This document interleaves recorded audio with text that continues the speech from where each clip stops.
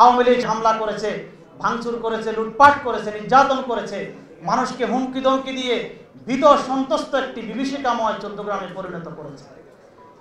এগুলি করতে করতে বিনা ভোটে তারা বারবার ক্ষমতা গিয়ে শেষ পর্যন্ত বাংলাদেশ জামাত ইসলামীকে নিষিদ্ধ করেছে। তার 5 দিন পরেই এখন আওয়ামী লীগ আফসোস লীগে পরিণত হয়েছে। প্রিয় ভাইরা, আওয়ামী লীগের নাম কি এখন? আফসোস লীগ।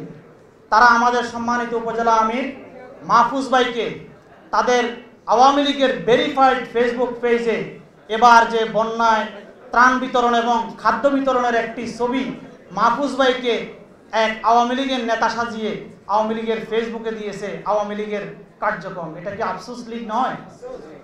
সুতরাং আল্লাহ রাব্বুল আলামিন যে পরিকল্পনা করেছেন এটাই হচ্ছে সবচেয়ে বড় পরিকল্পনা। এখন আমরা যে সুযোগ পেয়েছি, আমরা আমাদের প্রত্যেকটি গ্রাম, প্রত্যেকটি ওয়ার্ড, প্রত্যেকটি ইউনিয়নে বীর দর্পে নারায়ে তাকবীরের স্লোগানের কথা, আল্লাহর দিকে মানুষের আহ্বানের কথা, সামাজিকভাবে নিজেকে সম্পৃক্ত হওয়ার যে সুযোগ আমরা পেয়েছি, এই সুযোগকে কাজে লাগিয়ে আগামী দিনে চৌদ্দগ্রামের গণমানুষের নেতা ডাক্তার সৈয়দ আব্দুল্লাহ তাহের ভাইকে চৌদ্দগ্রামে এমপি নির্বাচিত করার মাধ্যমে সারা বাংলাদেশ এবং বিশ্বময় আমরা যে তাহের ভাইয়ের নেতৃত্বে ভূমিকা যাতে দেখতে পারি, সে লক্ষ্যে কি ভূমিকা আমরা পালন করতে পারবো?